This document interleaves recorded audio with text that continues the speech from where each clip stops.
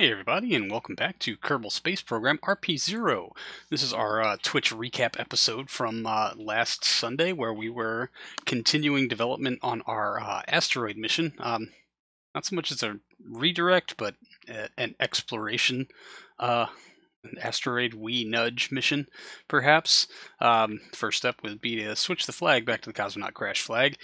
We are going to try to send a crew out to said asteroid and run lots of science and figure out everything that we can about our new little buddy. So we need to basically, we're going to be retrofitting one of our existing Artemis crew or vehicles that is in storage. It was a backup for the Mars mission. We're going to be replacing the habitat that is in the cargo fairing, where the lunar lander would be on a Saturn V, where we generally keep these things, with an asteroid grabbing unit and a small habitat so that the crew can stay on mission for a little while. The first problem we had to come across was that the arm grabber does not have a top node attachment point, and we need to be able to dock Artemis to it. So with a little bit of a girder and a lot of the displacement tool, rotation tool, and relocation tool, we are able to eventually get a claw grab unit and a decoupler facing the correct direction, so we can put a docking port on top. These are 2-3 crew pods that will give the crew of 3. They basically have double the space for which to move around and do their sciencey, researchy things, collecting of dust and rocks and analyzing of data. Not a proper lab, of course. We did take a vote on if we wanted to include a laboratory for this mission, because I think we do actually have the of lift capacity on our HD3, our B upper stage, to bring one out to the lab, but it was kind of deemed not necessary. So we'll be going with a very basic habitat structure to give our astronauts kind of a base of operations for which to conduct this mission. It probably won't be a very long mission, but I think after all this is said and done, they've got enough life support or so to stay on station for a year. I doubt they will be there that long, but this little habitat will be staying attached to the asteroid for future crews, should there be a necessity for them.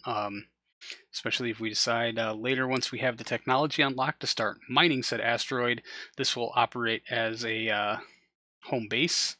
So this is going to be our life support tank. We're just going to displace it through things, since we used the node on the other side to attach the arm grabbing unit thing. We will reduce the utilization percentage to something a little bit more reasonable, so it's not horribly cheating, I guess. But I was going to put end caps on it, but I decided instead to just go with a fillet cylinder and round it out this way. It just it looks a little cleaner, but you know, why not? So just a quick check with connected living space. For some reason, the inflatable habitats don't show up on there. I thought it was a problem that maybe they're not connected living space compliant, but they should be.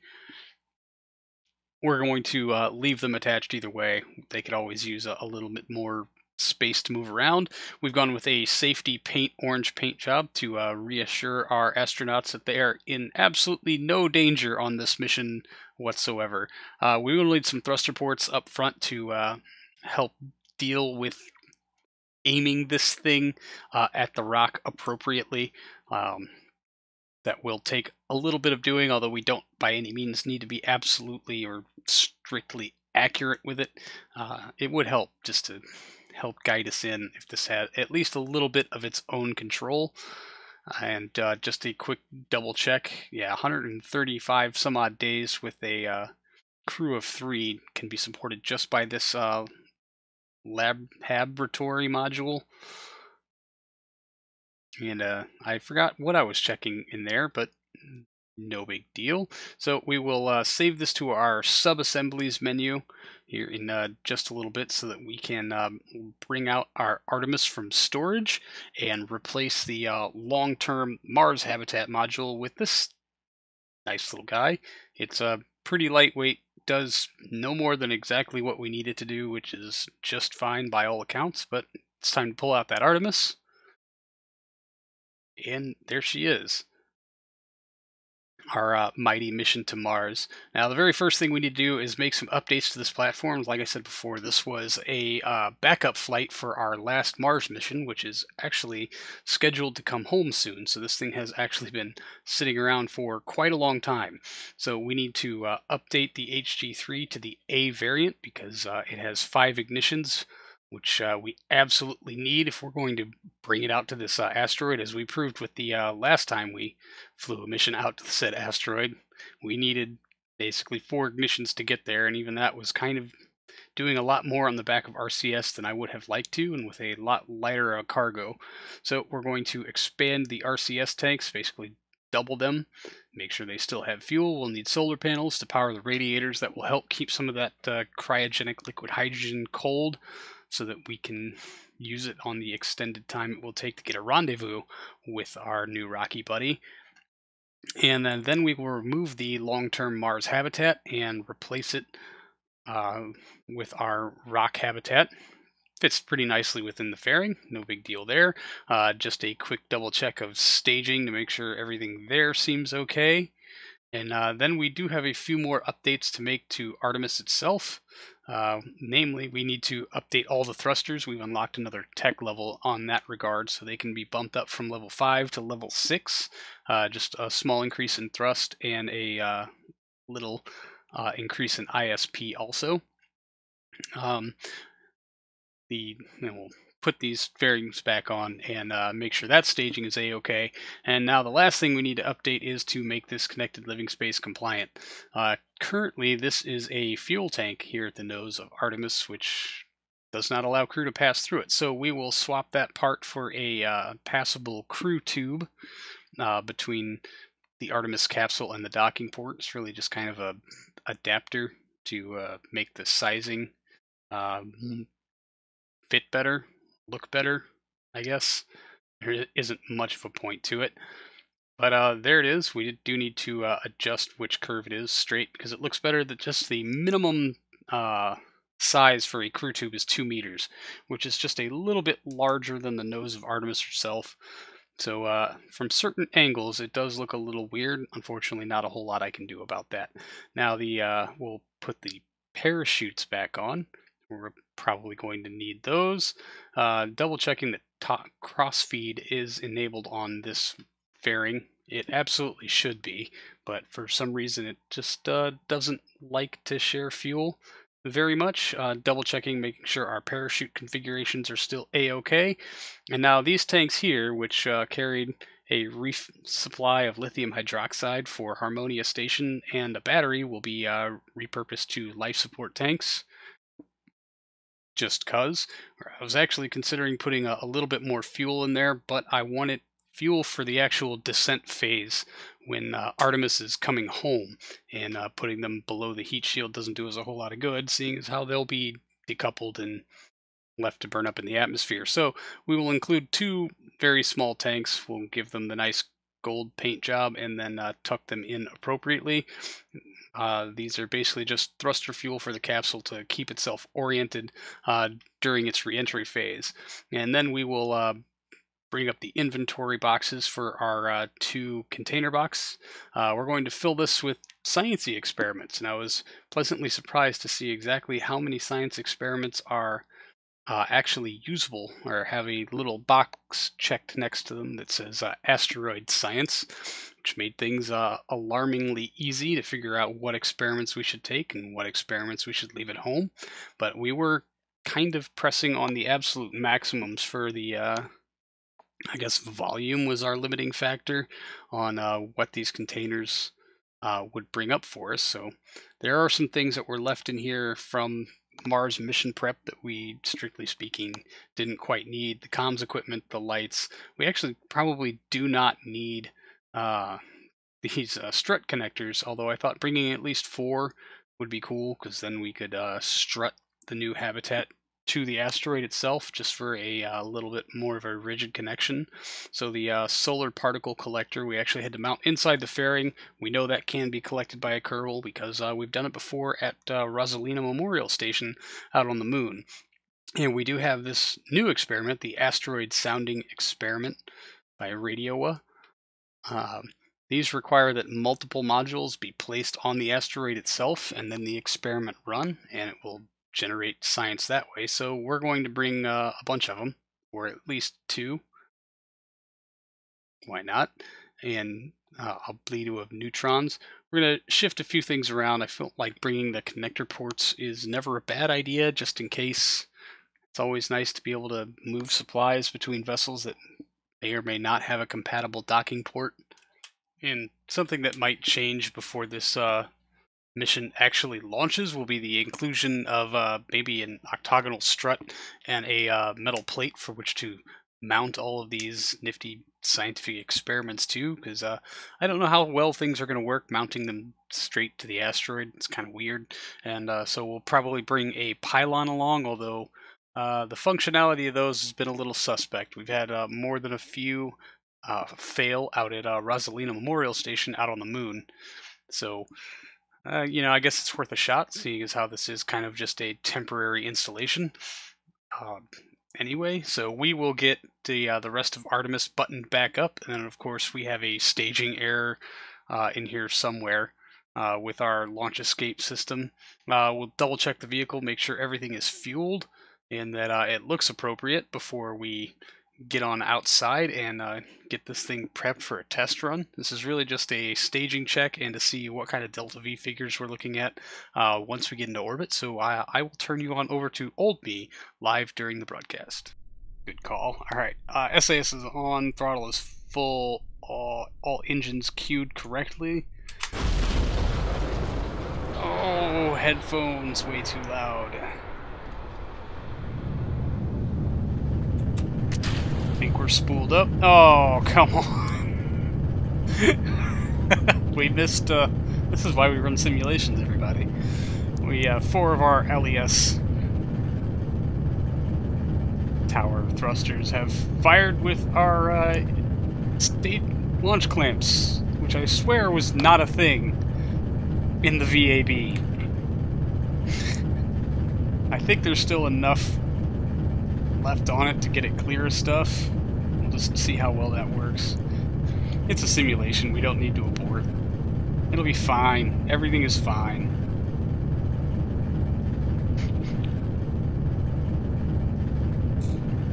I'll say, look, and we're at like 1.2 coming off the pad. I think I deserve a cookie. We don't need no stinking LES. Indeed, sir. We'll just, we'll abort on the service propulsion engine, right? It's totally rated for that. Totally rated for that. I should have used this as an opportunity to try to find a better method for matching inclinations with the rock. You do deserve a cookie. Oh, thanks, human person. Aboard on the cruise jet packs. I mean, there's 3 of them, and there's 4 parachutes, so they can each climb out, detach a parachute,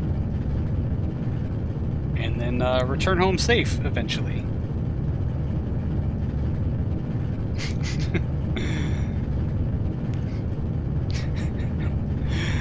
Oh, Wookie, you're gonna get me talk singing songs again, and that did not go very well in the VAB.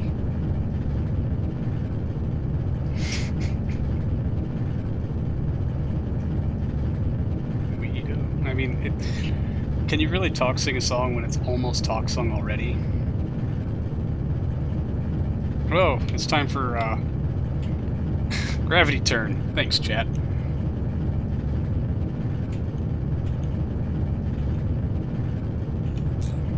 Yeah, let's blame Wookie. Had me almost singing the wall over here. There's a better way to match inclinations. Oh, I would hope so.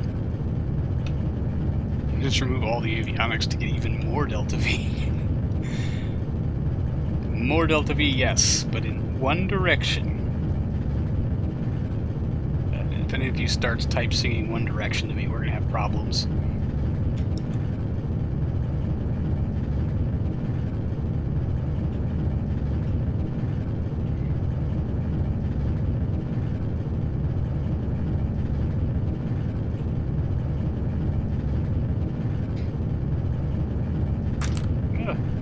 Dropping all my stuff. Alright, good. They can hang out here for a second or two. Make your tanks out of propellant.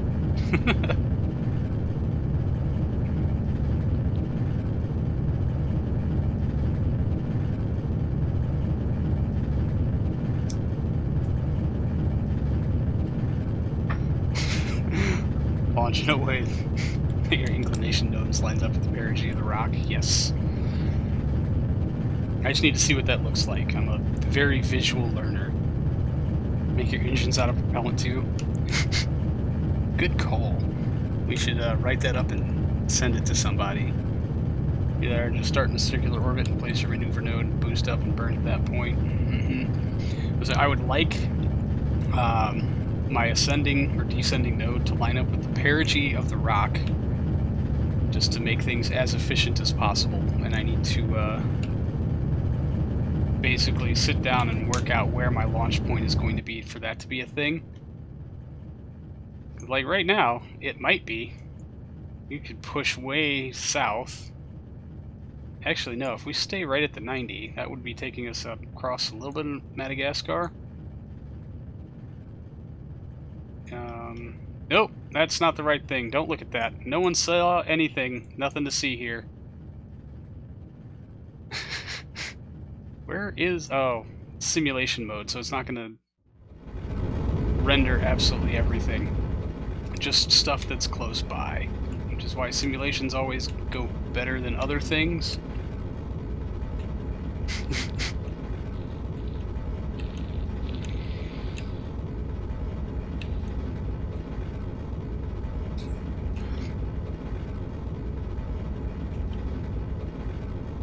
Yeah, so that's the thing, is you have to... I don't think it's actually going to be where, when Mech Jeb says our lowest relative inclination is, because that's just the median difference between our path on the surface of Earth versus its orbital path. But we need to do some trig. Maybe Tuesday, if I get the editing done.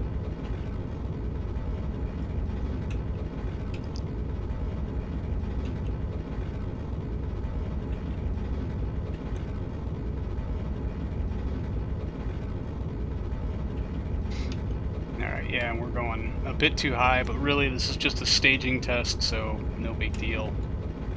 And see, yeah, I totally could have left the LES abort, or the LES jettison in with booster sep. So we're almost out of the atmosphere. We'll be going right about 3 kilometers per second, which would give the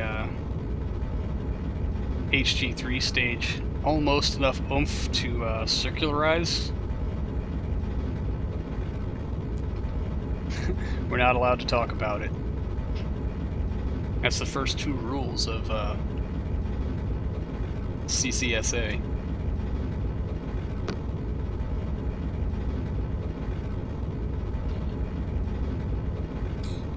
It's probably the worst ascent profile I've ever done on this thing.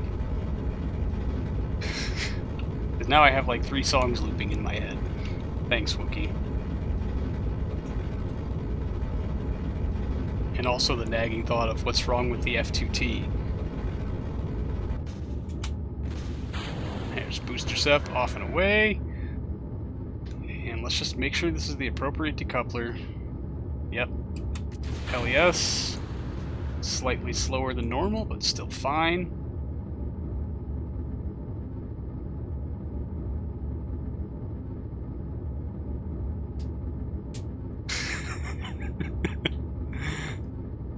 Good try, Pulsified. Good try.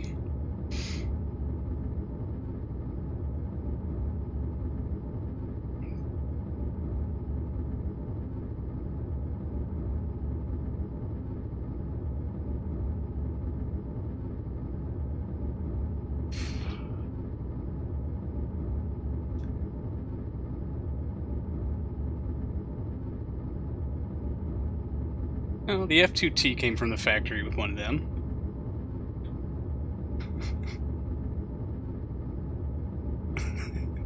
How falsified? You got you got human persons singing along. Great. Just I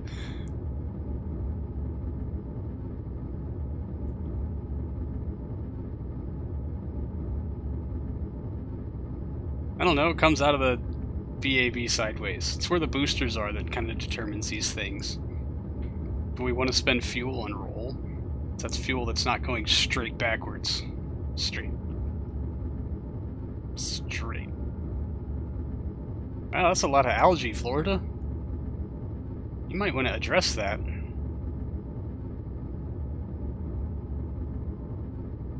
Alright then. We'll just look this way. It's a lot prettier. So our time to apogee is falling. Good, but at less than 1/10 of a second per second. We can nose into it a little bit. And oh yeah, we're going to hit orbit with some change. Yes, I have experience with both the F2 and the F2T.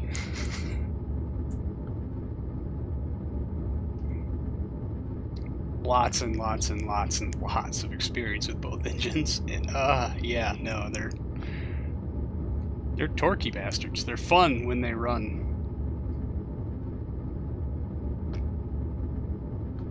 Yeah, but going from the F2 to the F2T made things a lot easier. A lot more fun for me.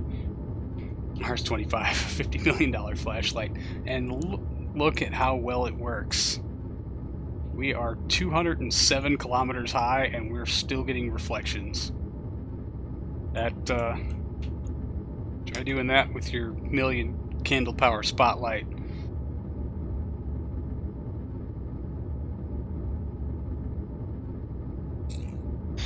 Well, can't say I ever had that problem. Look.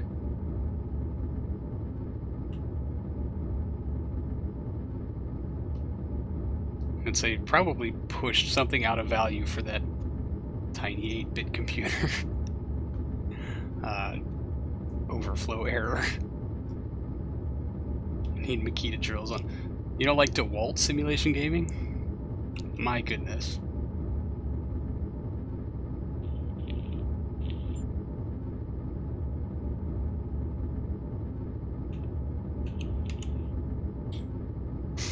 Spotlight has the best possible ISP. Fair. Fair enough.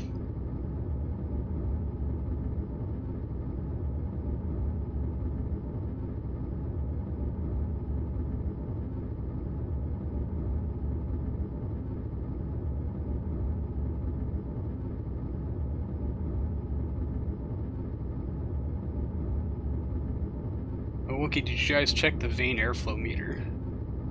Because if that thing was sending a bad signal, especially under boost, the return spring, the vane airflow meter in those cars was junk, and I don't know why the hell they didn't just do a mass air sensor like everything else. Time to apogee, good call, pulsified, thank you.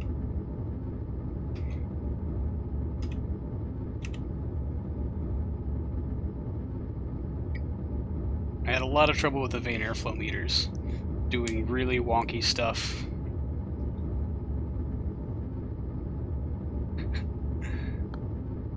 Accelerating to 1 meter per second would take like 500,000 years. And we don't have that kind of battery technology yet. Although it would be interesting to bolt a bunch of ion drive engines to this rock. It'd be a lot cheaper to get xenon up there. Maybe we could mine it, I don't know. I haven't looked at all into the configs for the mining equipment. It would have been extra nice to put some mining rig on this and just bring little samples of ore back.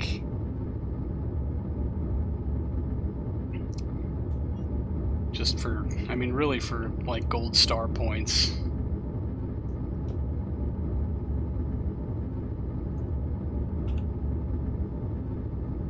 I don't know, maybe there's some profit in bringing ore back from things, I'm not sure, but like I said, drill's not quite unlocked. Doesn't matter a whole lot, really. So, you know, there's that. Alright, and Okay, we are building time to apogee like crazy. I want to check this telemetry. Now we're gonna... That is not the right thing. Keep forgetting that. We don't have the rock in our map mode, unfortunately, so that's a thing. Yeah, the Vane airflow meters deserve to be memed. I wish they would be memed harder.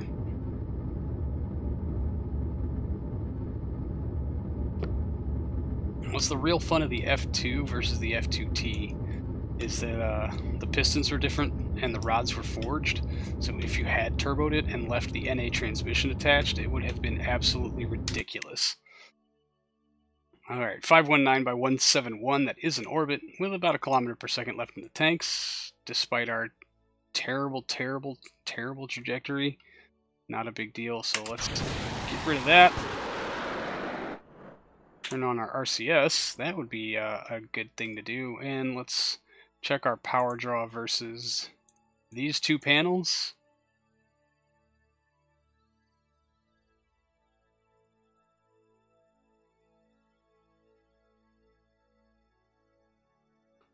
Alright, electric charge, draining, but panels are angling, so... Well, that one's just decided. Where are you going, dude? Let's just arrest that real quick.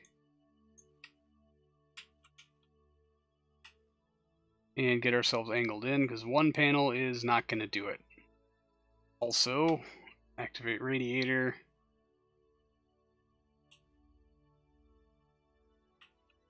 I don't think I ever switched that from balloon tank. We could probably go ahead and switch it to service module and not be out too much. Alright, there's both panels into the wind. And charging. Excellent.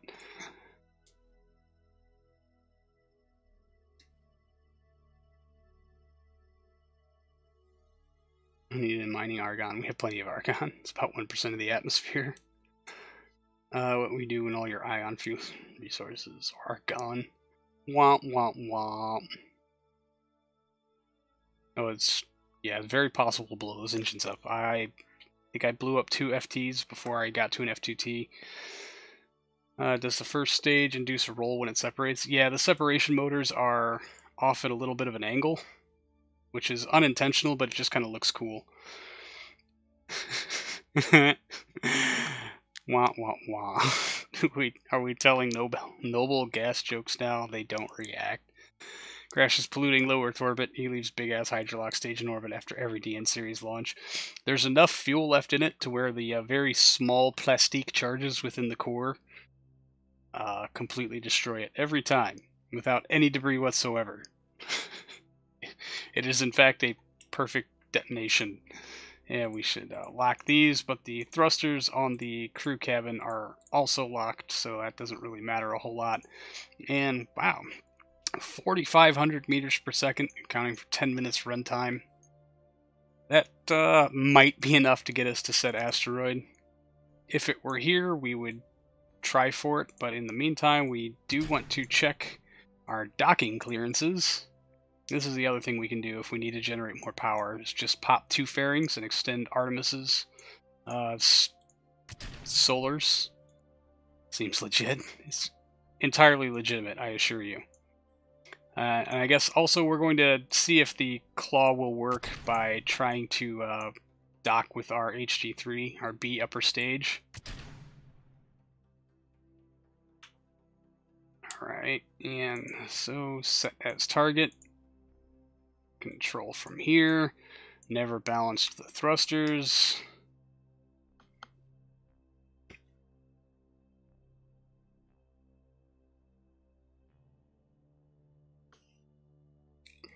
Simulation gaming, are you gonna go protest my launches now?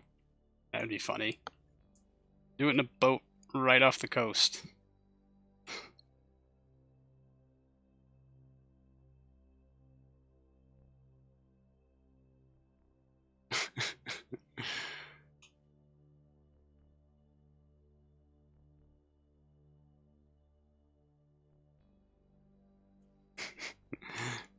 Praising your DPAI, Lord. We will not be doing that.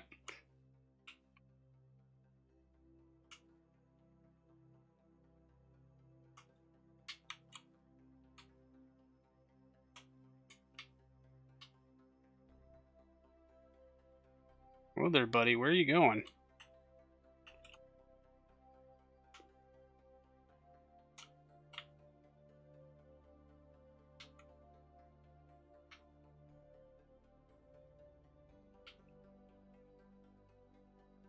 Okay, we're gonna... This'll take a while, I'm sure, because something is wiggling.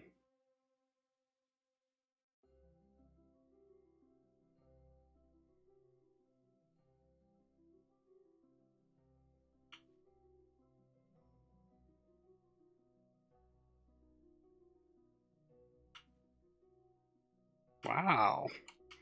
Which direction are you drifting off into, man?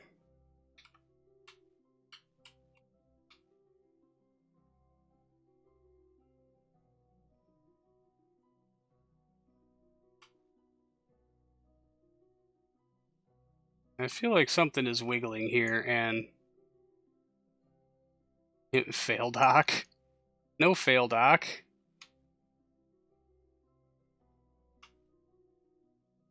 This needs to fit.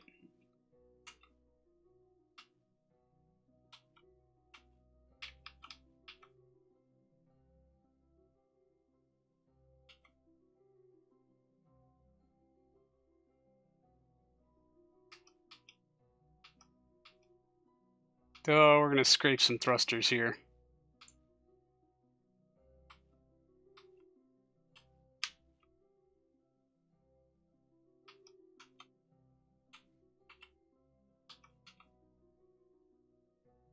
Yep. Nav ball alignment indicator. Yep.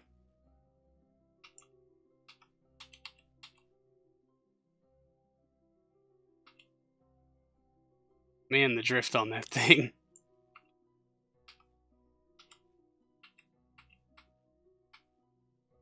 Come on. Come on, little guy, you can do it. Artemis Coon won't fit. Oh, no, not fitting. Not fitting still. Nowhere near. The nav ball would have told me that quite easily. We might not fit.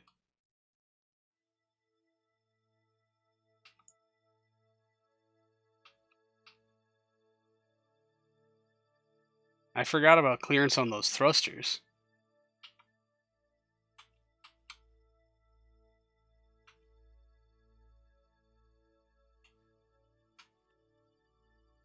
Yeah, stop.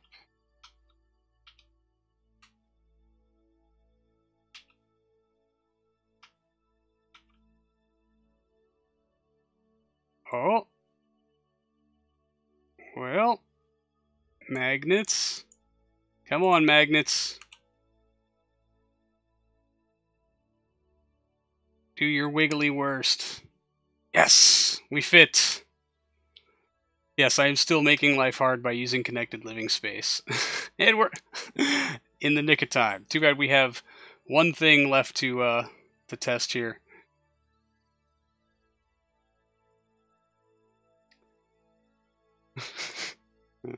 Sorry I ignored chat for a couple of minutes.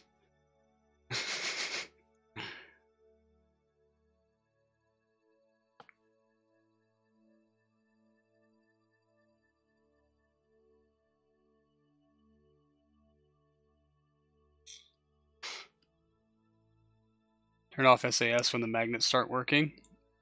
Oh, that's probably a really good idea. Alright, so here's next test. We'll decouple that, jettison our HG3 stage, which, why does it default control to there? That's dumb. Crew hatch, really? Arm? And go for attachment at any old random point, who cares? It works! Yes! Dock to the first stage. Where is the first stage? It's down there. Should we go grab the first stage? Disarm. No, we're still attached. Oops. Man, that thing is hard to release. Why do you turn RCS off? And then you 10 internet points, Nimin is about to show up.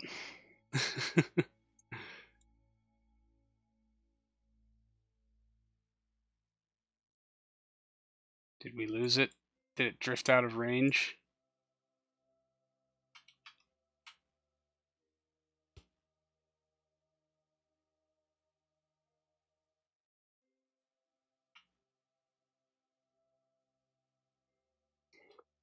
Who gets 10 points? Gryffindor? Oh my god, the G meter. I know, every time you dock or undock or depart from anything, it's like magical 15 Gs. Alright, well, our claw works. Our docking works, but we can probably improve the hell out of that by adding an extender, because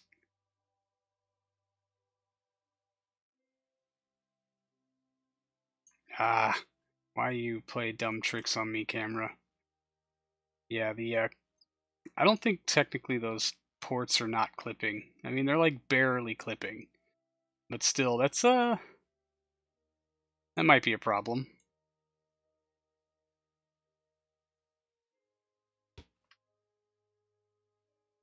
Alright, so we do have a couple of things to correct. So, VAB. So, back into the VAB, we will first get rid of the VAB, and then make what necessary changes. Basically, we're just going to stretch that port up just a little bit, and then take a quick glance over the vehicle. We'll fix our staging with that launch escape tower also. I will be making one or two other very small changes before this mission goes ahead, but it is greenlit, and it'll only take about a day and 10 hours to throw together, so look for this one coming very soon.